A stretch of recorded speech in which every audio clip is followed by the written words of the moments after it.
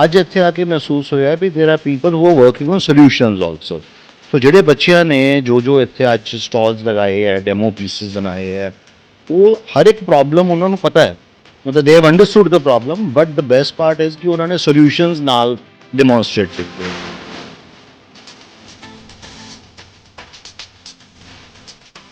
जमीन से जो पर्यावरण खेती से जुड़ी हुई जो समस्याएं हैं उनको किस तरह से आप टेक्नोलॉजी के साथ इंटीग्रेट करके कैसे आप टेक्नोलॉजी के साथ इंटीग्रेट करके उनके सोल्यूशन आप दे सकते हैं। और बहुत ही फ्यूचरिस्टिक अप्रोच, बहुत छोटे छोटे बच्चे मतलब प्राइमरी ग्रुप और उससे बियॉन्ड मतलब बच्चे थे वो, लेकिन उनके जो इनोवेशंस थे वो टेक्नोलॉजी के साथ इंटीग्रेटेड और बहुत थॉटफुल और रियल लाइफ में इम्प्लीमेंट करने लायक थे। दृष्टि doctor RC Jain innovative public school ਦੇ ਵਿੱਚ ਆ ਕੇ ਇਹਨਾਂ ਨੇ ਇੱਕ ਬਹੁਤ ਹੀ ਅੱਛਾ ਉਪਰਾਲਾ ਕੀਤਾ ਹੈ ਇਸ ਇਲਾਕੇ ਦੇ ਲੋਕਾਂ ਨੂੰ ਨੇਚਰ ਦੀ ਸੰਭਾਲ ਦੇ ਪ੍ਰਤੀ ਸੈਂਸਿਟਾਈਜ਼ ਕਰਨ ਦੇ ਵਾਸਤੇ।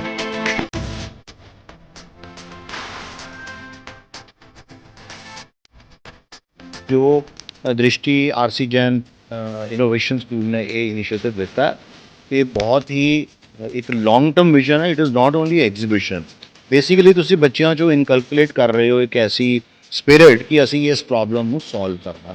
ਸੋ ਡੈਫੀਨੇਟਲੀ ਇਹ ਇੱਕ ਫਾਊਂਡੇਸ਼ਨ ਹੈ ਬੱਚਿਆਂ ਵਾਸਤੇ, ਐਂਡ ਬਹੁਤ ਸਾਰੀ ਓਪਰਚੁਨਿਟੀਜ਼ ਇਹਦੇ ਵਿੱਚ ਨਿਕਲਣਗੀਆਂ ਬੱਚਿਆਂ ਨੂੰ।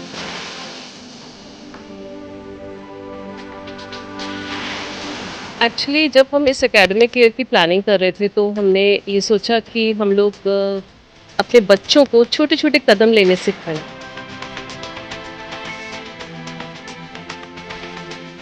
पूरे ईयर में हमारे 2-3 प्रयत्न रहे जिसमें हमारा बच्चा डस्टबिन का इस्तेमाल करे, हमारा बच्चा ऑप्टिमम कागज़ का इस्तेमाल करे, ऑप्टिमम पानी का इस्तेमाल करे, हमारा बच्चा जो है वो उसको पता हो कि जो तितलियां हैं वो कम क्यों होती जा रही हैं, क्योंकि ग्रीनरी कम है, फ्लावर्स कम हो रहे हैं, तो बेचारी तितलियां क्या लेने आएंगी।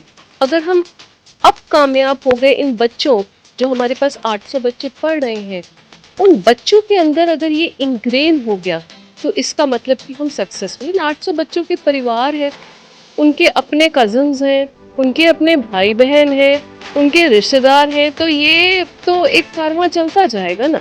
तो इसी मिशन के साथ देखते हैं कि कितना हमारा सक्सेसफुल होता है।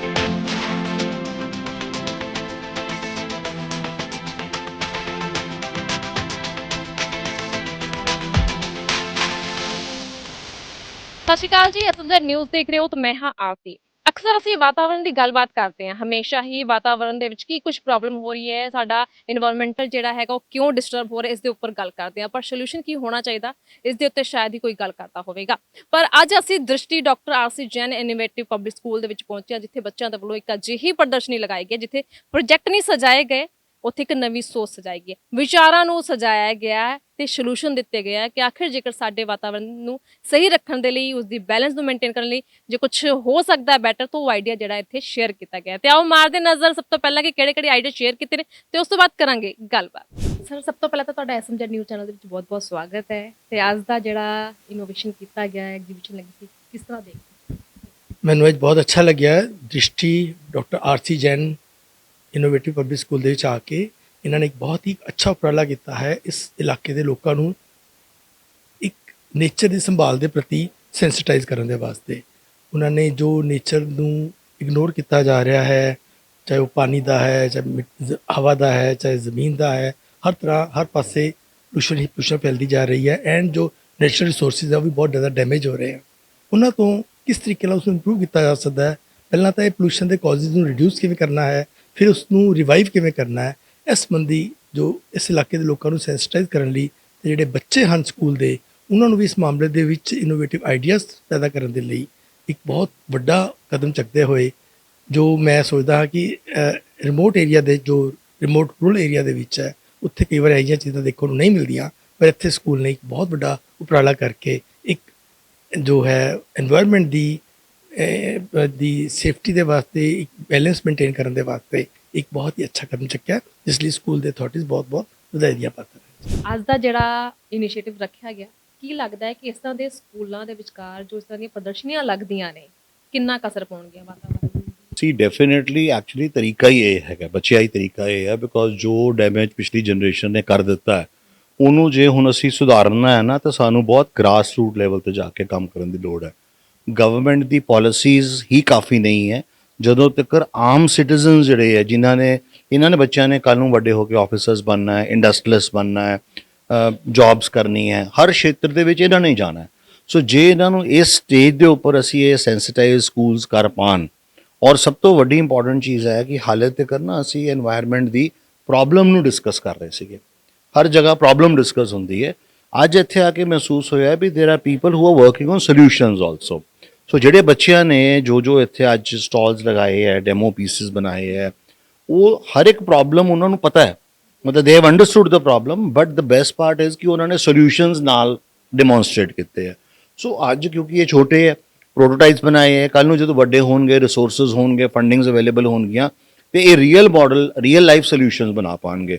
ਸੋ ਮੇਰਾ ਖਿਆਲ ਹੈ ਕਿ ਜੋ ਦ੍ਰਿਸ਼ਟੀ ਆਰਸੀ ਜੈਨ ਇਨੋਵੇਸ਼ਨ ਸਕੂਲ ਨੇ ਇਹ ਇਨੀਸ਼ੀਏਟਿਵ ਲਿੱਤਾ, ਇਹ ਬਹੁਤ ਹੀ ਇੱਕ ਲੌਂਗ ਟਰਮ ਵਿਜ਼ਨ ਹੈ। It is not only exhibition, basically ਤੁਸੀਂ ਬੱਚਿਆਂ 'ਚੋਂ ਇਨਕਲਕੂਲੇਟ ਕਰ ਰਹੇ ਹੋ ਇੱਕ ਐਸੀ ਸਪਿਰਿਟ ਕਿ ਅਸੀਂ ਇਸ ਪ੍ਰੋਬਲਮ ਨੂੰ ਸੋਲਵ ਕਰਨਾ। ਸੋ ਡੈਫੀਨਿਟਲੀ ਇਹ ਇੱਕ ਫਾਊਂਡੇਸ਼ਨ ਹੈ ਬੱਚਿਆਂ ਵਾਸਤੇ, ਐਂਡ ਬਹੁਤ ਸਾਰੀ ਓਪਰਚੁਨਿਟੀਜ਼ ਇਹਦੇ 'ਚੋਂ ਨਿਕਲਣਗੀਆਂ ਬੱਚਿਆਂ ਦੀਆਂ। ਮੈਮ ਮੇਰਾ ਜਿਵੇਂ ਸਬਜੈਕਟ ਇੱਕ ਹੈਗਾ ਵਾਈਲਡ ਲਾਈਫ ਕੰਜ਼ਰਵੇਸ਼ਨ, ਅਤੇ ਸੈਕਿੰਡ ਮੈਂ ਹੁਣ ਕਾਰਪੋਰੇਸ਼ਨ ਲੁਧਿਆਣਾ ਨਾਲ ਕੰਮ ਕਰਦਾ ਤਾਂ ਉਹਦੇ 'ਚ ਕੂੜੇ ਦੀ ਸਮੱਸਿਆ। ਤਾਂ ਮੈਨੂੰ ਦੋ ਪ੍ਰੋਜੈਕਟਸ ਬੜੇ ਮੇਰੇ ਦਿਲ ਨੂੰ ਛੂਏ, ਇੱਕ ਸੀਗਾ ਵਾਈਲਡ ਲਾਈਫ 'ਚ ਐਨੀਮਲ ਦੀ ਕ੍ਰਾਸਿੰਗ ਜਿਹੜੀ ਹੁੰਦੀ ਹੈ ਉਹ, ਅਤੇ ਦੂਸਰਾ ਇੱਕ ਕੂੜੇ ਨੂੰ ਸੈਗਰੀਗੇਟ ਕਰਨਾ, ਆਰਗੈਨਿਕ ਤੇ ਇਨਆਰਗੈਨਿਕ। ਸਾਡੇ ਨਾ ਦੋਨੇ ਸਮੱਸਿਆਵਾਂ ਇਸ ਟਾਈਮ ਪੰਜਾਬ 'ਚ ਬਹੁਤ ਜ਼ਿਆਦਾ ਵੱਡੀਆਂ ਨੇ।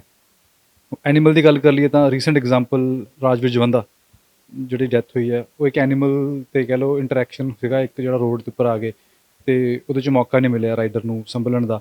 ਇਸ ਤਰ੍ਹਾਂ ਦੇ ਕਈ ਰਾਜਵੀਰ ਜਵੰਦੇ ਹਰ ਸਾਲ ਮਰਦੇ ਆ, ਅਤੇ ਉਹ ਮਾਡਲ ਇੱਕ ਬੜਾ ਕਾਰਗਰ ਹੋ ਸਕਦਾ ਸੀ ਇੱਦਾਂ ਦੇ ਇੰਸੀਡੈਂਟ ਨੂੰ ਰੋਕਣ ਲਈ, ਤਾਂ ਕਿ ਇੱਕ ਅਲਾਰਮਿੰਗ ਕਹਿ ਲਓ ਮੈਸੇਜ ਆ ਜਾਂਦਾ ਕਿ ਇੱਥੇ ਜਾਨਵਰ ਘੁੰਮ ਰਹੇ ਆ ਅਤੇ ਬੰਦੇ ਅਲਰਟ ਹੋ ਸਕਦੇ ਆ। ਮੋਬਾਈਲ ਸਭ ਦੇ ਹੱਥ 'ਚ ਹੈ ਅਤੇ ਉਹ ਕਿਸੇ ਤਰੀਕੇ ਨਾਲ ਗੂਗਲ ਨਾਲ ਉਹਨੂੰ ਅਟੈਚ ਕੀਤਾ ਜਾ ਸਕਦਾ। ਇਹ ਮੇਰਾ ਇੱਕ ਸੁਜੈਸ਼ਨ।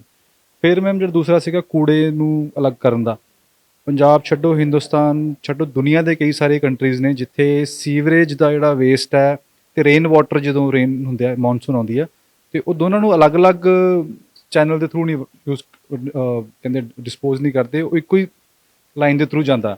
ਅਤੇ ਉਹਦੇ ਉੱਪਰ ਜੇ ਹੁਣ ਉਹ ਇਸ ਲਾਈਨ ਦੇ ਉੱਪਰ ਬਰਸਾਤਾਂ 'ਚ ਬਹੁਤ ਭਾਰੀ ਲੋਡ ਹੁੰਦਾ ਅਤੇ ਜਿਹੜੇ ਲੋਕ ਅਸੀਂ ਕੂੜਾ ਸਿੱਟ ਦਿੰਦੇ ਹਾਂ, ਈਵਨ ਛੋਟਾ ਜਿਹਾ ਟੌਫੀ ਦਾ ਰੈਪਰ ਆਪਾਂ ਕਹਿੰਦੇ ਭੋਰਾ ਜਿਹਾ ਹੀ ਹੈ, ਉਹਨੂੰ ਜਦੋਂ ਸੁੱਟ ਦਿੰਦੇ ਹਾਂ ਨਾ, ਅਤੇ ਉਹ ਇੱਕ ਚੇਨ ਦਾ ਕੰਮ ਕਰਦਾ ਹੈ, ਅਤੇ ਉਹਦੇ ਪਿੱਛੇ ਕੂੜਾ ਇਕੱਠਾ ਹੁੰਦਾ ਜਾਏਗਾ ਅਤੇ ਨਾਲੇ ਸਾਰੇ ਚੋਕ ਹੋ ਜਾਂਦੇ ਆ ਅਤੇ ਉਹ ਵਾਟਰ ਲੌਗਿੰਗ ਹੁੰਦੀ ਹੈ। ਅਤੇ ਇਹ ਪ੍ਰੋਬਲਮ ਜਿਹੜੀ ਹੈ ਉਹਦਾ ਸੋਲਿਊਸ਼ਨ ਵੀ ਮੈਨੂੰ ਇਸ ਐਗਜ਼ੀਬਿਸ਼ਨ ਦੇ ਵਿੱਚ ਇੱਕ ਜਗ੍ਹਾ ਦਿਖਿਆ ਜੀ। ਕਹਿਣਾ ਚਾਹੁੰਦੇ ਹੋ ਕਿ ਇਸ ਐਗਜ਼ੀਬਿਸ਼ਨ ਦੇ ਵਿੱਚ ਤੁਹਾਨੂੰ ਵਾਤਾਵਰਣ ਤੋਂ ਸੰਬੰਧਿਤ ਜਿਹੜੇ ਪ੍ਰੋਬਲਮਸ ਨੇ, ਸਮੱਸਿਆਵਾਂ ਨੇ, ਉਸ ਦੇ ਸੋਲੂਸ਼ਨ ਵੀ ਦੇਖਣ ਨੂੰ ਮਿਲੇ ਨੇ, ਤਾਂ ਕੀ ਤੁਸੀਂ ਚਾਹੋਗੇ ਕਿ ਇਹ ਜਿਹੜੇ ਸੋਲੂਸ਼ਨ ਹੈਗੇ ਨੇ, ਜਿਹੜੇ ਆਈਡੀਆਜ਼ ਬੱਚੇ ਨੇ ਕੱਢੇ ਆ, ਉਹ ਗਵਰਨਮੈਂਟ ਦੀ ਪਾਲਿਸੀ ਤੱਕ ਵੀ ਸ਼ੇਅਰ ਹੋਣ?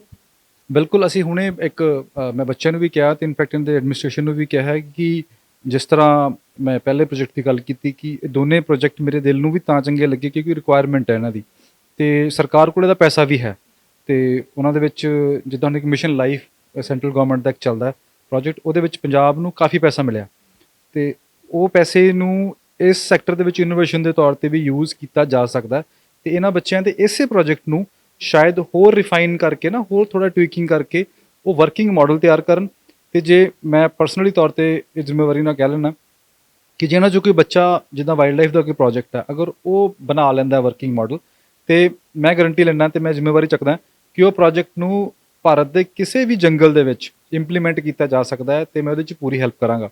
ਮੇਰੇ ਵੱਲੋਂ ਇੱਕ ਇਹ ਰੋਲ, ਅਤੇ ਜੇ ਸੈਗਰੀਗੇਸ਼ਨ ਵਾਲਾ ਵੀ ਬਣ ਜਾਂਦਾ ਤਾਂ ਕਾਰਪੋਰੇਸ਼ਨਸ ਤੱਕ ਇਹ ਗੱਲ ਨੂੰ ਪਹੁੰਚਾਇਆ ਜਾ ਸਕਦਾ ਹੈ ਕਿ ਇਸ ਤਰ੍ਹਾਂ ਦੀਆਂ ਮਸ਼ੀਨਾਂ ਦੀ ਲੋੜ ਹੈ ਜਿੱਥੇ ਲੋਕ ਸਿਰਫ ਆਪਦਾ ਕੂੜਾ ਸਿੱਟ ਦੇਣ, ਅਤੇ ਉਹ ਡਸਟਬਿਨ ਇੰਨੀ ਸਮਾਰਟ ਹੋਵੇ ਕਿ ਉਹ ਗਿੱਲਾ ਅਤੇ ਸੁੱਕਾ ਕਚਰਾ ਆਪੇ ਅਲੱਗ ਕਰ ਦੇਵੇ। ਅਤੇ ਉਹ ਸਾਡਾ ਨਾ ਜਿਹੜਾ ਮੈਨੂਅਲ ਲੇਬਰ ਹੈ ਜਿਹੜੀ, ਉਹਦੇ ਤੋਂ ਅਸੀਂ ਕਿਸੇ ਤਰੀਕੇ ਨਾਲ ਬਚ ਸਕਦੇ ਹਾਂ, ਅਤੇ AI ਅਤੇ ਸਮਾਰਟਨੈਸ ਅਤੇ ਟੈਕਨੋਲੋਜੀ ਦਾ ਮਿਲਾਪ ਕਰਕੇ ਸਾਡੀ ਲਾਈਫ ਸੌਖੀ ਹੋ ਸਕਦੀ ਹੈ। ਅਤੇ ਐਡਮਿਨਿਸਟ੍ਰੇਸ਼ਨ ਦਾ ਮੈਂ ਕਹਿੰਦਾ ਲੱਖਾਂ ਨਹੀਂ ਕਰੋੜਾਂ ਰੁਪਈਆ ਜਿਹੜਾ ਨਾ ਸਾਲਾਨਾ ਜਿਹੜਾ ਉਹ ਫਲੱਡ ਰਿਲੀਫ ਔਰ ਇਹਦੇ 'ਤੇ ਖਰਚ ਕਰਦੀ ਆ, ਉਹ ਸਰਕਾਰ ਦਾ ਸਿੱਧਾ ਬਚੇਗਾ। ਸੋ ਐਸੇ ਇਨੋਵੇਸ਼ਨਸ ਦੀ ਸਾਨੂੰ ਬਹੁਤ ਜ਼ਿਆਦਾ ਲੋੜ ਹੈ, ਕਰਨਾ ਚਾਹੀਦਾ। ਅੱਜ ਦੀ ਐਗਜ਼ੀਬਿਸ਼ਨ ਦੇ ਵਿੱਚ ਤੁਸੀਂ ਕੀ ਕੁਝ ਖਾਸ ਦੇਖਿਆ, ਤੇ ਜਿਹੜੇ ਆਈਡੀਆਜ਼ ਬੱਚੇ ਨੇ ਸ਼ੇਅਰ ਕੀਤੇ ਆ ਉਸ ਨੂੰ ਕਿਸ ਤਰ੍ਹਾਂ ਇੰਪਲੀਮੈਂਟ ਕੀਤਾ ਜਾ ਸਕਦਾ? Thank you so very much. First of all, I will extend my heartfelt gratitude and thank to the Drishti School for inviting me to see the innovation done by the students. और जो मैं innovation देख रहा था, वो बच्चों के जो इनोवेशन हैं वो रियल लाइफ से जुड़े हुए जो चैलेंजेस हैं, जैसे कि उन्होंने कुछ रेन वाटर हार्वेस्टिंग या जो ज़मीन से जो पर्यावरण खेती से जुड़ी हुई जो समस्याएं हैं उनको किस तरह से आप टेक्नोलॉजी के साथ इंटीग्रेट करके, कैसे आप टेक्नोलॉजी के साथ इंटीग्रेट करके उनके सॉल्यूशंस आप ले सकते हैं। और बहुत ही फ्यूचरिस्टिक अप्रोच, बहुत छोटे छोटे बच्चे, सेवन मतलब प्राइमरी ग्रुप और उससे बियॉन्ड मतलब बच्चे थे वो, लेकिन उनके जो इनोवेशंस थे वो टेक्नोलॉजी के साथ इंटीग्रेटेड और बहुत थॉटफुल और रियल लाइफ में इम्प्लीमेंट करने लायक थे। और जिनको हम, जैसे आपने पूछा हम कैसे करेंगे, तो उनको हम डे टू डे लाइफ में, जिसमें से एक जो डस्टबिन को कैसे ऑटोमेट आप कर सकते हैं, तो एक बच्चे का जस्ट एन एग्जाम्पल कि वो उसको किस तरह से डस्टबिन को आप ऑटोमेट कर सकते हैं, वो एक बहुत ही एआई के साथ इंटीग्रेट करके, टेक्नोलॉजी के साथ इंटीग्रेट करके कर सकते हैं। It was a wonderful event and looking forward for more such events in different schools, जिससे ये काम जो सस्टेनेबिलिटी की तरफ जो काम है, पर्यावरण की तरफ जो काम है, ये और ज़्यादा प्रोपगेट हो सके। Thank you. मैसेज नहीं, मैं उनको धन्यवाद दूंगा। और जो वो काम कर रहे हैं वो काम और लोगों को भी देखना चाहिए और उसको रेप्लिकेट करना चाहिए। दो, ऐसा नहीं कि बाकी स्कूल नहीं कर रहे, but because it is the need of the hour, समय की ये ज़रूरत है। जो पर्यावरण के प्रति जो जागरूकता, ये समय की ज़रूरत है। सबको जागरूक होके और जिम्मेदारी के साथ काम करना पड़ेगा। अभी हमने फ्लड देखे पंजाब में, कितना कितना कितना नुकसान हुआ है। अभी हम नवंबर आने वाला है, मिड अक्टूबर में बैठे हैं, अभी आप बाहर सन देख लो कैसे है।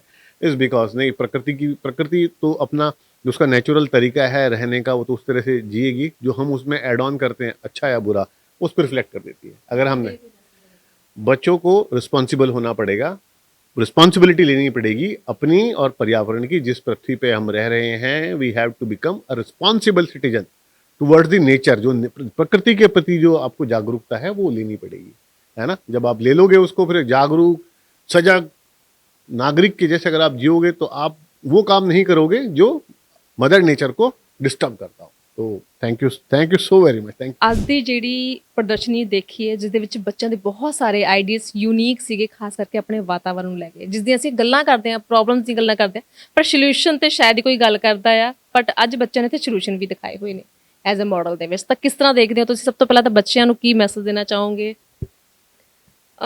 एक्चुअली जब हम इस एकेडमिक ईयर की प्लानिंग कर रहे थे, तो हमने ये सोचा कि हम लोग अपने बच्चों को छोटे छोटे कदम लेने सिखाएं। हम पहाड़ों पे जाते हैं और बहुत खुश होते हैं वहाँ की हवा लेकर शुद्ध, बट करके क्या आते हैं? रैपर्स फेंक आते हैं, बॉटल्स फेंक आते हैं, बड़ी बड़ी गाड़ियों में जाते हैं, है ना। तो उनकी गलती नहीं है। समहाउ हमें फील हुआ कि अगर हम अपने बच्चों को ये चीज़ सिखाएंगे नहीं, जैसे आप हैं, मैं समझती हूँ कि अगर आप कहीं सैर करने जा रही हो, आपको डस्टबिन नहीं दिखेगा, तो आप उस रैपर को अपने पर्स में डाल लेंगी, और जहाँ आपको डस्टबिन दिखेगा आप निकाल के उस डस्टबिन का इस्तेमाल करेंगी। बट कहीं ना कहीं ये बेसिक सिविक सेंस जो इतने एक्सटेंट तक हमारे एनवायरनमेंट को अफेक्ट कर रहा है, वो मिसिंग हो रहा था। जो विदेशों में जाते हैं, फाइन लगता है तो हम तुरंत डस्टबिन का इस्तेमाल करना शुरू कर देते हैं, बट ये फाइन लग के चीज़ नहीं आनी चाहिए, हमारे अंदर इंग्रेंड होनी चाहिए। और साथ में ये एआई का ज़माना है, रोबोटिक्स का ज़माना है, तो हमने सोचा इन दोनों चीज़ों को मिलाकर कि हम अपने कुछ सिविक सेंस लेकर आए और टेक्नोलॉजी और इनोवेशन का भी, एआई का भी इस्तेमाल करें। इस एकेडमिक सेशन को हम इस पूरे ईयर में हमारे 2-3 प्रयत्न रहेंगे, जिसमें हमारा बच्चा डस्टबिन का इस्तेमाल करे, हमारा बच्चा ऑप्टिमम कागज़ का इस्तेमाल करे, ऑप्टिमम पानी का इस्तेमाल करे, हमारा बच्चा जो है वो उसको पता हो कि जो तितलियां हैं वो कम क्यों होती जा रही हैं, क्योंकि ग्रीनरी कम है, फ्लावर्स कम हो रहे हैं, तो बेचारी तितलियां क्या लेने आएंगी। तो धीरे धीरे वो ख़त्म हो रही हैं। वो एक बहुत बहुत रेयर प्राणी बन गई हैं, जिसे देख के शायद मेरी उम्र में हम लोग बहुत खुश हुआ करते थे और वैरायटी ऑफ बटरफ्लाइज मिलती थी। तो ये सब सेंसिटाइजेशन हमें, अगर हम अब कामयाब हो गए इन बच्चों, जो हमारे पास 800 बच्चे पढ़ रहे हैं, उन बच्चों के अंदर अगर ये इंग्रेन हो गया, तो इसका मतलब कि हम सक्सेसफुल। इन 800 बच्चों के परिवार हैं, उनके अपने कज़न्स हैं, उनके अपने भाई बहन हैं, उनके रिश्तेदार हैं, तो ये तो एक कारवां चलता जाएगा ना। तो इसी मिशन के साथ देखते हैं कि कितना हमारा सक्सेसफुल होता है, और नहीं होगा तो हम नेक्स्ट ईयर फिर से इस मुहिम पे लग जाएंगे। So I want the entire starting from home, it should spread from to the entire community. With this mission हमने ये तो सिर्फ एग्जीबिशन है ना, इसके आगे पीछे भी बहुत कुछ हो रहा है। So it's not just an exhibition, इससे पहले भी बहुत कुछ बच्चों ने किया और आगे भी करते रहेंगे। इस पूरे एकेडमिक सेशन में बच्चे इसी सस्टेनेबिलिटी पे ही काम करेंगे, एसडीजी गोल नंबर 14 और 15 पे ही काम करेंगे। ਤਾਂ ਜਿਵੇਂ ਕਿ ਤੁਸੀਂ ਦੇਖਿਆ, ਅਸੀਂ ਗੱਲਬਾਤ ਕੀਤੀ, ਪੂਰੀ ਪ੍ਰਦਰਸ਼ਨੀ ਦੇਖੀ, ਬੱਚਿਆਂ ਦੇ ਆਈਡੀਆਜ਼ ਨੂੰ ਦੇਖਿਆ ਕਿ ਵਾਤਾਵਰਣ ਨੂੰ ਕਿਸ ਤਰ੍ਹਾਂ ਸੰਭਾਲਿਆ ਜਾ ਸਕਦਾ ਹੈ, ਵਾਤਾਵਰਣ ਦਾ ਜਿਹੜਾ ਭਵਿੱਖ ਹੈ ਉਸ ਨੂੰ ਕਿਸ ਤਰ੍ਹਾਂ ਸੰਭਾਲਿਆ ਜਾ ਸਕਦਾ, ਉਸ ਤੇ ਕੰਮ ਕਿੱਦਾਂ ਕੀਤਾ ਜਾ ਸਕਦਾ। ਕਿਉਂਕਿ ਅੱਜ ਇਸ ਪ੍ਰਦਰਸ਼ਨੀ ਦੇ ਵਿੱਚ ਨਾ ਸਿਰਫ ਪ੍ਰੋਜੈਕਟ ਨਹੀਂ ਸਜਾਏ ਗਏ, ਇੱਥੇ ਸਜਾਏ ਗਏ ਹੈ ਇੱਕ ਨਵੀਂ ਸੋਚ ਨੂੰ, ਨਵੇਂ ਕਦਮਾਂ ਨੂੰ, ਛੋਟੇ ਛੋਟੇ ਕਦਮਾਂ ਦੇ ਨਾਲ ਇੱਕ ਨਵਾਂ ਜਿਹੜਾ ਵਿਚਾਰ ਹੈ ਉਹ ਦਰਸਾਇਆ ਗਿਆ। ਤਾਂ ਤੁਸੀਂ ਇਸ ਤਰ੍ਹਾਂ ਹੀ ਐਸਐਮਜੀ ਨਿਊਜ਼ ਦੇ ਨਾਲ ਬਣੇ ਰਹੋ, ਅਸੀਂ ਹਰ ਰੋਜ਼ ਕੁਛ ਨਾ ਕੁਛ ਨਵਾਂ ਤੁਹਾਡੇ ਨਾਲ ਸ਼ੇਅਰ ਕਰਦੇ ਰਹਾਂਗੇ। ਸਾਨੂੰ ਦਿਓ ਇਜਾਜ਼ਤ, ਧੰਨਵਾਦ।